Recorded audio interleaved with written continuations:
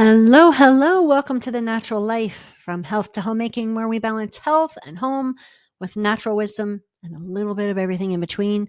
I'm your host, Brendan Romanowski, and today we are diving into a topic that affects us all, but often goes unnoticed: those toxins lurking in our homes.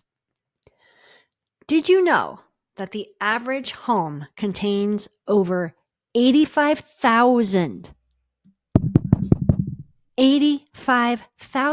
chemicals? What? Many of these substances have never been tested for safety, and they could be impacting your health in ways you might not even realize.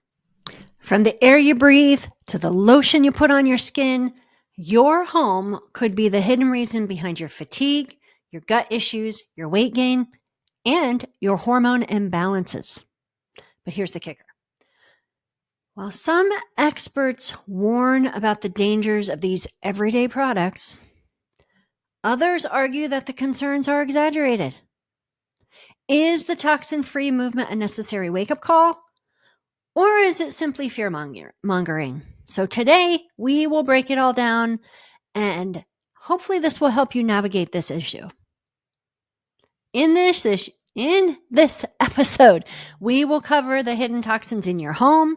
We'll discuss whether these concerns are overblown. And most importantly, we'll explore some practical steps you can take to detoxify your living space. Whether you are a health enthusiast or you're just curious, there's something here for everyone. So grab your favorite drink, get comfy, and let's get started.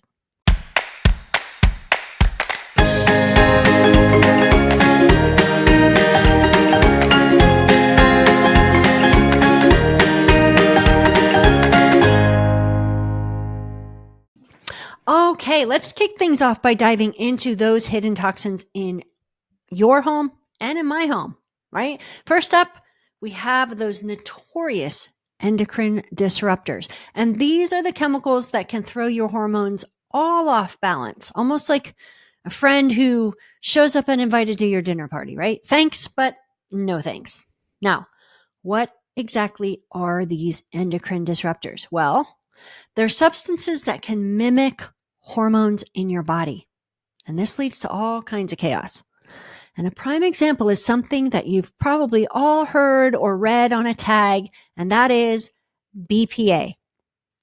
You've probably seen it on water bottles or plastic containers, no BPA added or non-BPA, right?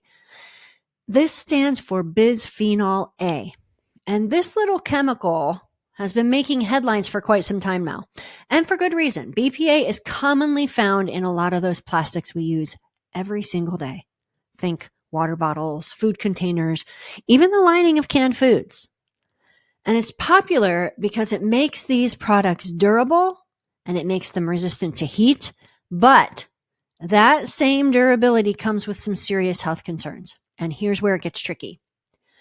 When products that contain BPA are heated or used over time, what happens is these chemicals then leach into the food and into the drinks that we're consuming.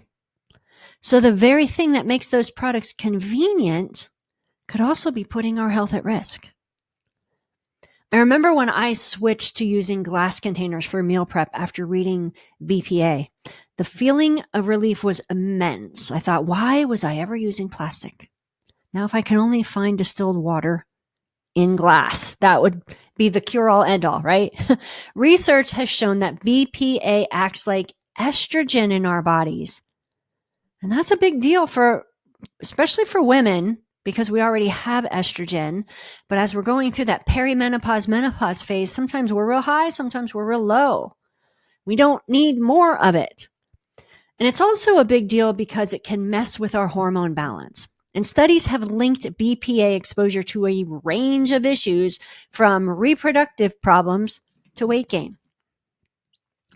For example, a study that was published in Environmental Health Perspectives found that women with higher levels of BPA were more likely to experience conditions like PCOS, which can affect fertility, and which is on the rise, actually.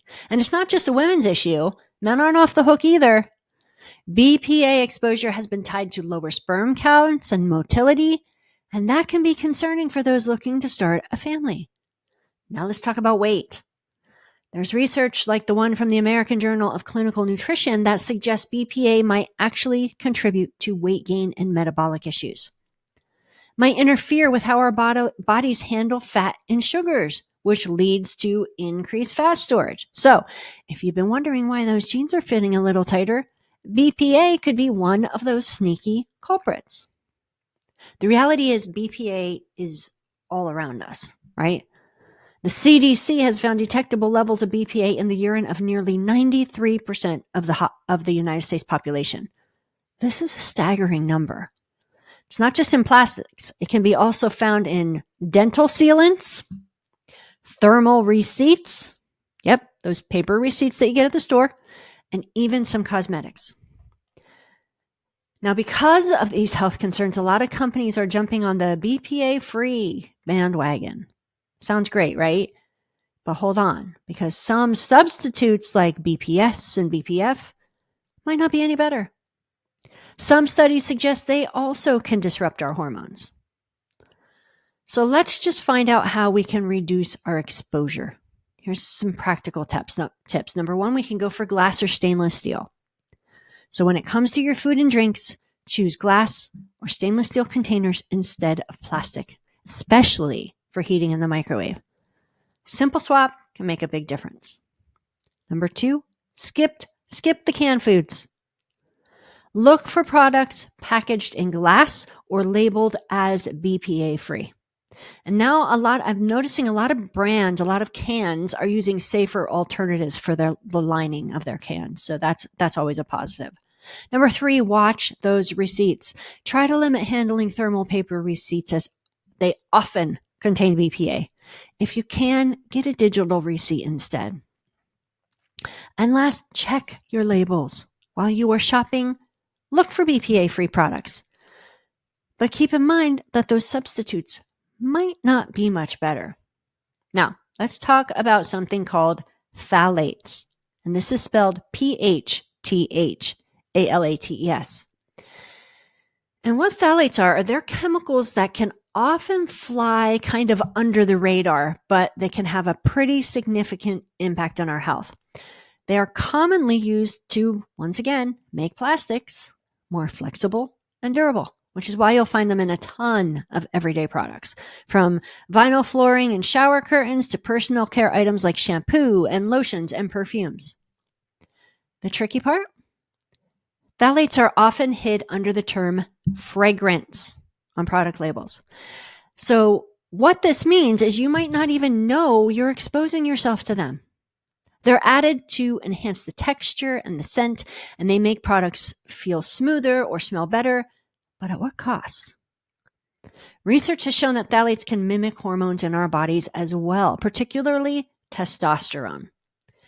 And this mimicry can lead to hormonal imbalances that can wreak havoc on our health, such as a study that proved this in the Journal of Clinical Endocrinology and Metabolism. And this study found that men with higher level of phthalates in their bodies often had lower testosterone levels. And what can this lead to? Well, things like reduced libido, fatigue, fertility problems. So women, if your man isn't in the mood, how many plastics is he using? How many over-the-counter products is he using? And in women, the effects can be just as concerning. So phthalate exposure has been linked to reproductive health issues. This includes complications during pregnancy even. For instance, in the Environmental Health Perspective journal, this found that women who had higher level of phthalates in their system were more likely to experience fertility challenges. This is just alarming for those trying to conceive, right? And let's not forget about children. Some studies even suggest that early exposure to phthalates can lead to developmental issues. For example, there was a study in pediatrics that showed that children with higher phthalate exposure had more behavior problems, such as hyperactivity, aggression.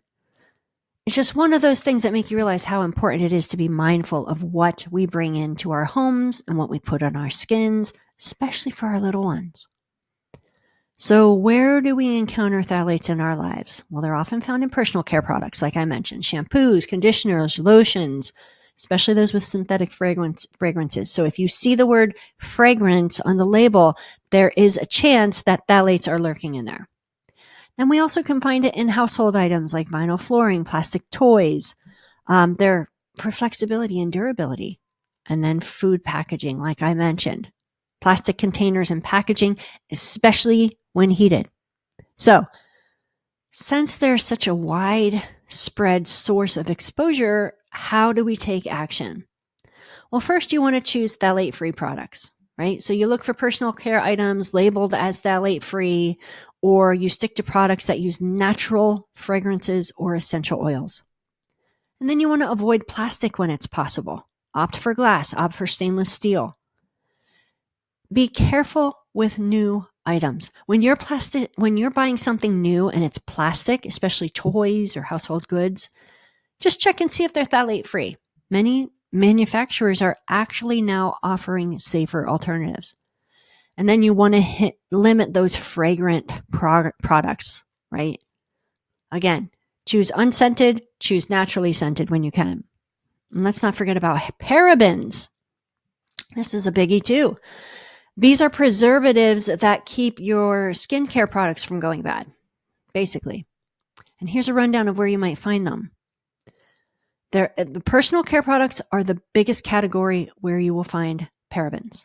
Shampoos, conditioners, lotions, moisturizers, and even makeup. And what they're for is they are used to prevent the growth of any kind of harmful bacteria and mold. But if you're not checking labels, you could be slathering them on your skin without even realizing it. And then we have cosmetics, including foundations, eyeshadows, lipsticks. And what parabens does for these is it extends their shelf life. So if you love your beauty products, be sure to check for paraben-free options. Third is sunscreens. Okay, this can be surprising since we often assume sunscreens are safe. But I want you to always read the ingredient list, because especially in sunscreens, there are so many ingredients that actually are harmful. Okay? Skincare products, from face creams to body washes. Many skincare products use parabens to keep them fresh. This includes anti-aging creams, it includes serums, and that's so concerning because that's applied directly to your skin, your largest organ, and your liver has to break that down. Then you want to look at your hair products. Like I said, beyond shampoos and conditioners, things like styling gels and mousses and sprays, those all contain parabens. So if you're using multiple products, it's easy for your exposure to add up. And then food products. Believe it or not, parabens can sometimes be found in processed foods as preservatives. Packaged goods, sauces, dressings. So it's really worth checking the labels here. Next is pharmaceuticals. What? Well, yeah, some medications and topical creams can contain parabens as preservatives. So if you're using over-the-counter products, it's a good idea to check that ingredient list. And then household products. Some cleaning products, some air fresheners, they also might have parabens in them. So if you're looking for a toxin-free home, really essential to read the labels here. So as you can see, parabens can be found in a wide range of everyday items. However, the real concern with parabens lies in their ability to mimic estrogen. And this is a very critical hormone in the body. So when parabens enter the body, they bind to estrogen receptors. And this increases the estrogen activity. So this mimicry, right, can lead to an imbalance in estrogen. Research that was published in Environmental Health Perspectives detected parabens in human breast tumors. So this suggests that possible link to breast cancer. Now, more research is needed, so don't get, all upset. But elevated estrogen levels, often referred to as Estrogen dominance, if you ever heard that term, can lead to a lot of issues for women. This can manifest as irregular menstrual cycles, increased PMS symptoms, a higher risk of hormone-related cancers. And in men, excess estrogen can actually result in reduced testosterone levels. That, again, affects libido and energy and overall hormone balance.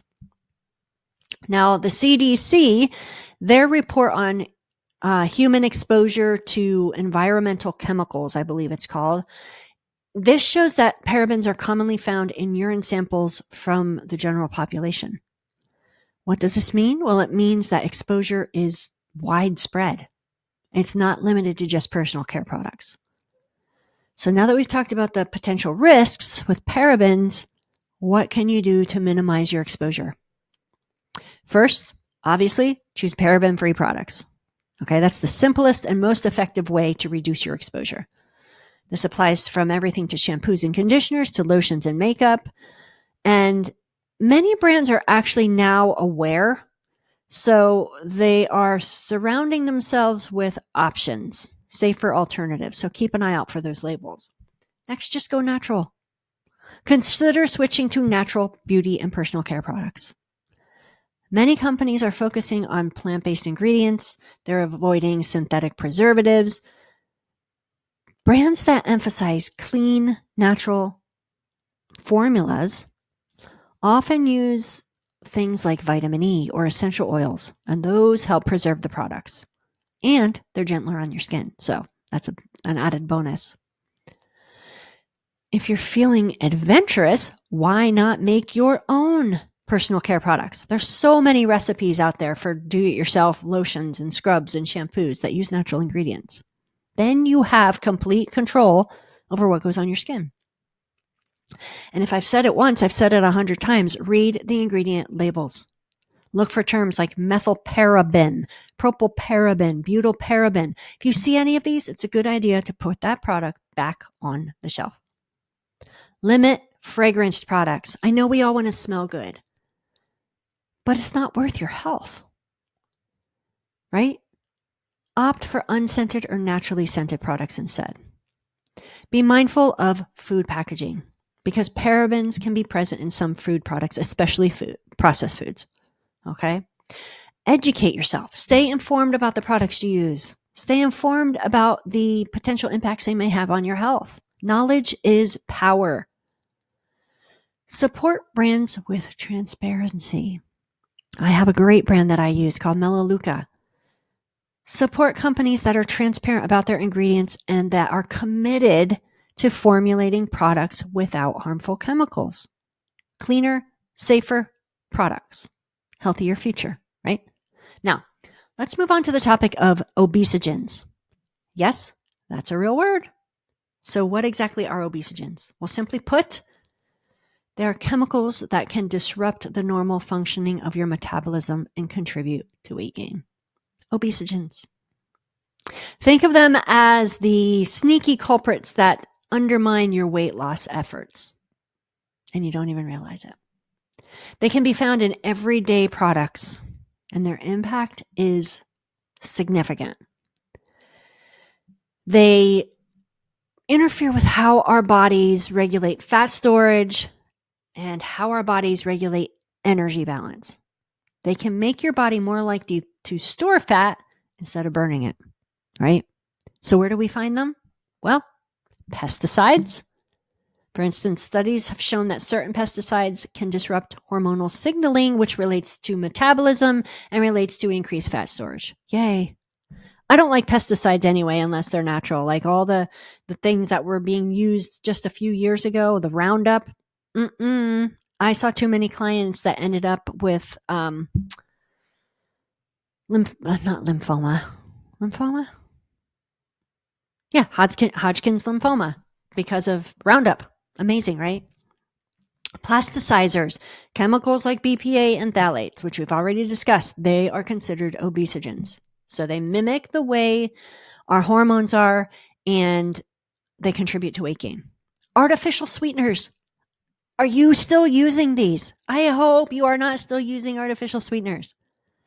because even though they're lower in calories, they confuse your body's metabolic processes, right? They actually could increase your craving for sugary foods. And then what happens? You overeat. Next is flame retardants. We think they're good, right? Well, they're good in one way, but they're often used on furniture and textiles, and they've been linked to weight gain. They interfere with thyroid function. Thyroid function helps your metabolism. Now, you might be wondering exactly how obesogens are affecting our health, aside from making us fat. Well, studies have shown that exposure to these obesogens during critical development periods like in utero or during childhood can actually increase the risk of obesity later in life. For example, there was a study done in a journal called the Environmental Health Perspectives, and it found that children who are exposed to certain obesogens had a higher likelihood of developing obesity as they grew older. And it's not just about weight. This can also affect our health, like type 2 diabetes, cardiovascular diseases. And it's starting with a chain reaction that starts these chemicals messing with our metabolism. So a couple things you can do to help avoid these. Eat organic when possible. Choose organic fruits and vegetables. Choose organic meats. This can help reduce your exposure to pesticides that act as obesogens, okay? Avoid processed foods. There's so many additives and preservatives that contribute to obesity. Get rid of them. Limit your plastic use. I'm not going to have to say that again, I hope. And choose natural products, personal care, cleaning products. Finally, let's talk about air and water quality, the things that you can't see but can definitely affect your health. Household cleaning sprays and those synthetic air fresheners, like Febreze or the candles or the plugins, they might give your home that fresh, clean smell, but they're also releasing volatile organic compounds, VOCs, right into your air. And according to the EPA, exposure to high levels of VOCs can lead to respiratory issues and even long-term health problems. I remember when I used to love those scented candles. I liked the spicy ones. I liked the vanilla. Who doesn't like a good vanilla scent, right? I like the vanilla ones, some of the floral ones. But after learning about VOCs, I switched to an essential oil diffuser. And now my home smells great without all the harmful side effects. Actually, essential oils are better for you. They're doing the opposite. They're making your health better. Now let's talk about tap water. This is always a sore subject, I know. But you might think you're just pouring yourself a nice, refreshing glass. But hold on a second. Turns out that contaminants like chlorine and fluoride and even heavy metals can sneak their way into our water supply. Purposely. And I'm not going to get into that. There's a whole bunch of research on why they started doing that, and it is not to protect your teeth, okay? It is not. But it's almost like you're conducting a little chemistry experiment every time you fill up that cup. Chlorine, commonly used as a disinfectant to kill bacteria, while it does its job, it also can cause some pretty nasty byproducts. And these byproducts, called trihalomethanes, can pose health risks. I don't use chlorine ever. Not in my home at all. Not even in my white clothes laundry pile. No chlorine here. Then there's fluoride. Fluoride is added to so many water systems and it promotes dental health, right? Can be beneficial in small amounts, but excessive fluoride exposure actually has been linked to issues like dental fluorosis and potential impacts on brain health. Yep, you heard it right here. Now, I want you to research both of these, the initial reason why they were put into our water, especially fluoride. You will be amazed. It is not some conspiracy theory. It's the truth. And don't forget heavy metals like lead and arsenic. These can be leaching into your drinking water from old pipes and fixtures, which is actually concerning in older homes, right? Because even small amounts of lead can be harmful, particularly for children, but because it can affect their development, it can affect their cognitive function. So when you take a sip of that tap water, it's essential to think about what might be swimming around in there. It's not just hydration. It's about ensuring that you're drinking something that really nourishes you rather than puts you at risk. Now let's explore how you can take charge of your water quality and make sure you're drinking clean, safe, healthy water. Number one, get your water tested. Start by testing your tap water for some of those contaminants. You can use a home testing kit. You can request a report from your local water utility, and then invest in a quality filter. A good quality water filter can make a world of difference. Look for one that removes chlorine and lead and other harmful substances. There are some options like activated carbon filters or reverse osmosis systems. Those are also great choices. Next, use cold water for cooking. When we have to heat something up, we think we need to fill the pot with hot water. No, fill it with cold water. Hot water leaches more contaminants from pipes. Bet you didn't know that. Stay informed. Keep an eye on the local quality water reports and any advisories. This is just good to be informed, right? And then advocate for clean water. Join community efforts to push for better water regulations if you have that. Your voice does matter. Next, I want to talk about, now that we've uncovered some of the hidden toxins in our homes, let's address the $1 million question.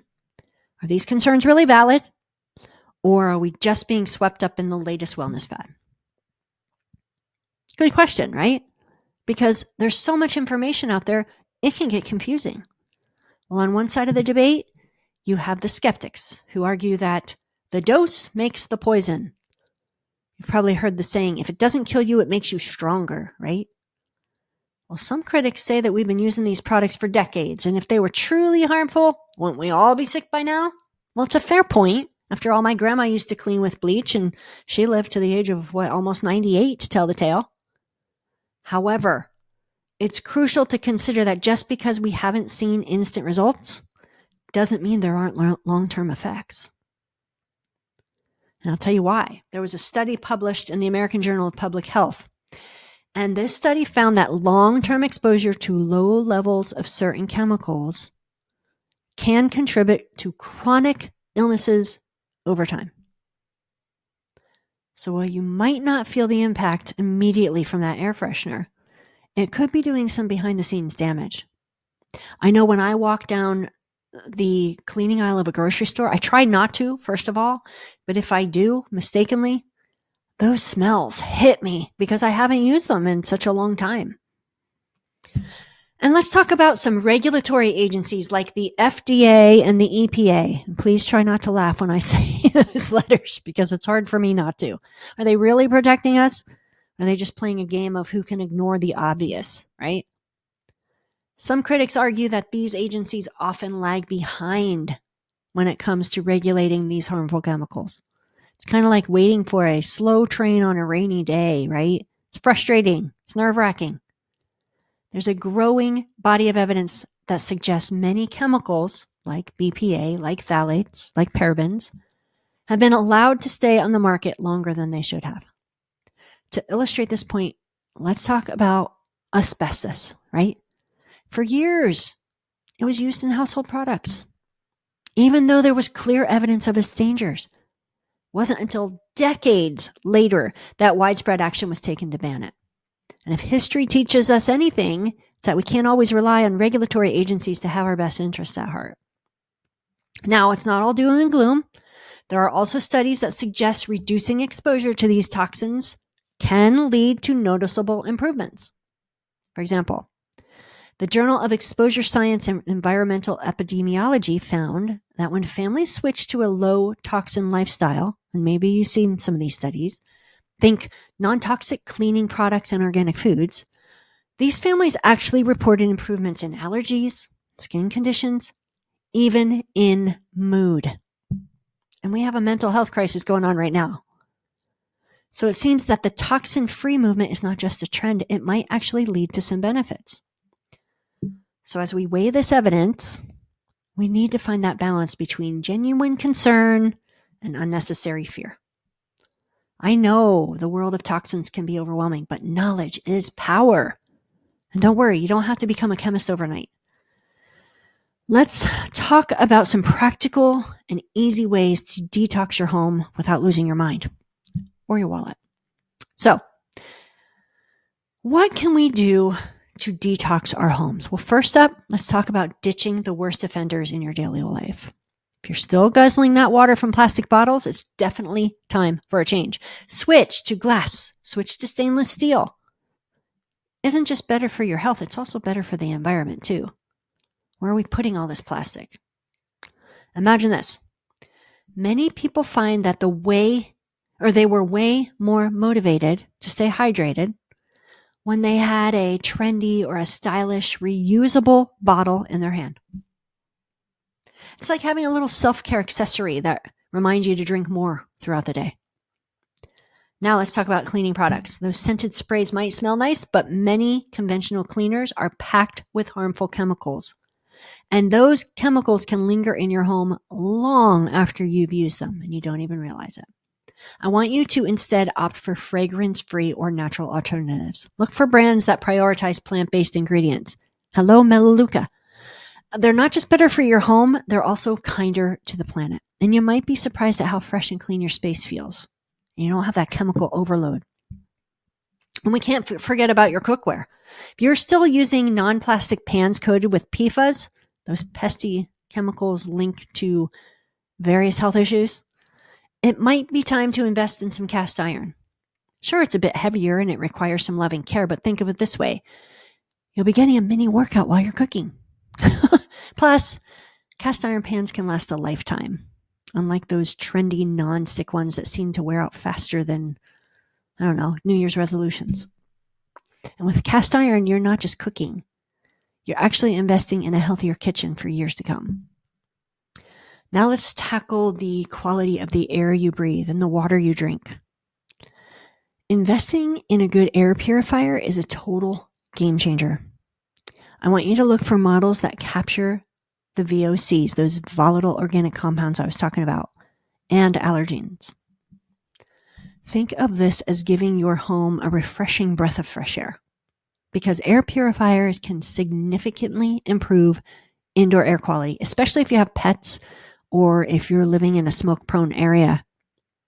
And when it comes to your water, simple filtration options like a countertop pitcher, a faucet filter, this can make a huge difference in reducing contaminants.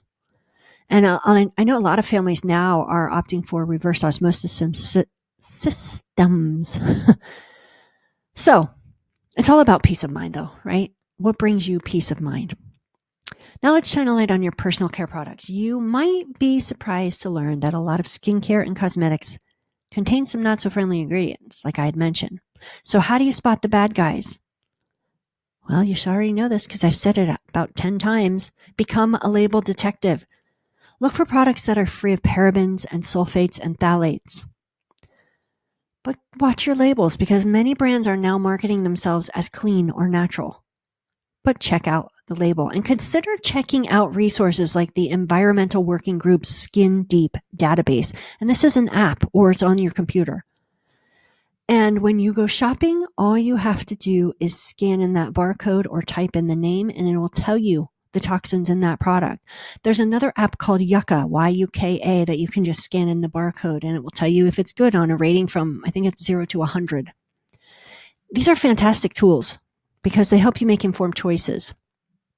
And a personal story here. I used to love a particular brand of lotion that made my skin feel silky smooth, but after switching to a natural alternative, I realized I had been missing out on how much healthier my skin felt without the chemical load and how better it looks. So these little changes can create a healthier environment for you and your loved ones. I want to talk about some small daily habits that add up. Number 1, open your windows daily. I want you to start by making it a habit to open your windows every day, even if it's just for a few minutes. It's kind of like giving your home a fresh breath of fresh air, right? It dilutes the indoor pollutants. It allows fresh air to circulate. It improves your overall air quality. Also can help reduce stuffiness, brings in natural light. These all can uplift your mood. Plus, if you have pets, they really appreciate the new sights and the smells and the sounds. Now, I do this at night. I cannot sleep without a window open. But when it's nice, I also open the windows then too. Next, and many people don't do this, it surprises me, wash your new clothes before you wear them, right?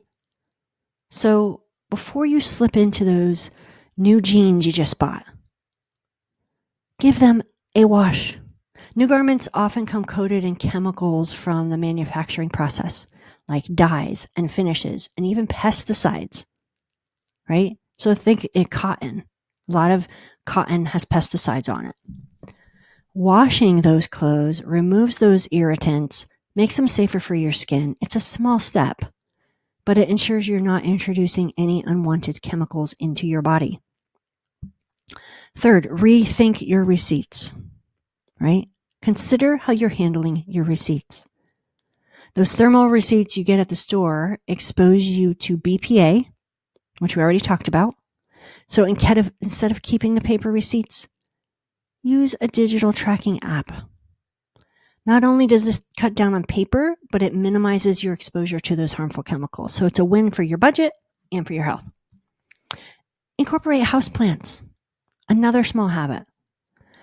Not only do they brighten up your home, but they also help purify the air because they absorb toxins and they release oxygen. And we need both. Snake plants, peace lilies, spider plants. Those are all great options because they are low maintenance. I have a spider plant that I don't water maybe once every 2 to 3 weeks, and it is gorgeous. Very low maintenance. Plus, taking care of plants can be really calming and rewarding. Next, stay hydrated with fresh water. I want you to make it a goal to drink enough water each day, which should be at least half of your weight in ounces every single day. If it's hot, you add more. Keep a reusable bottle handy. It's a great way to remind yourself to stay hydrated. And you can even infuse your water with fruits or herbs or mint, right?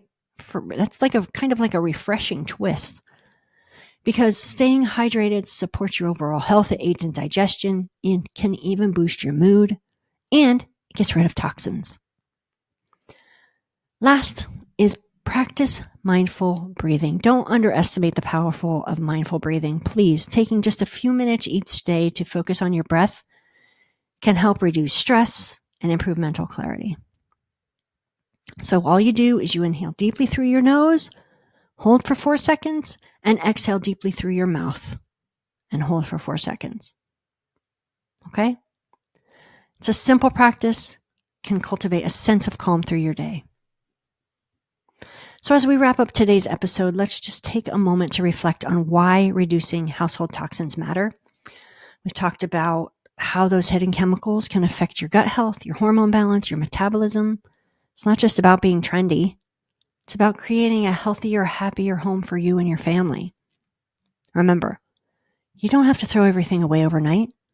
Small, intentional swaps can lead to big impact over time. It's always about the small steps. Whether it's switching to glass containers, opting for natural cleaning products, or simply opening a window for some fresh air, every little step counts. And hey, I want to hear from you. Did you learn something new today? What's one swap that you plan to make this week? Share your thoughts with me down in the comments below. I'd love to hear your stories and your ideas. And if you enjoyed this episode and found it helpful, please take a moment to like, to subscribe, leave a review. Your support helps to connect more people to discover the show and join our community. And don't forget to share this episode with your friends who might benefit. Thank you for joining me today on The Natural Life. Be sure to tune in next week, where we will dive into another exciting topic that could change the way you think about your natural life. Until then, take care. Make it a great day.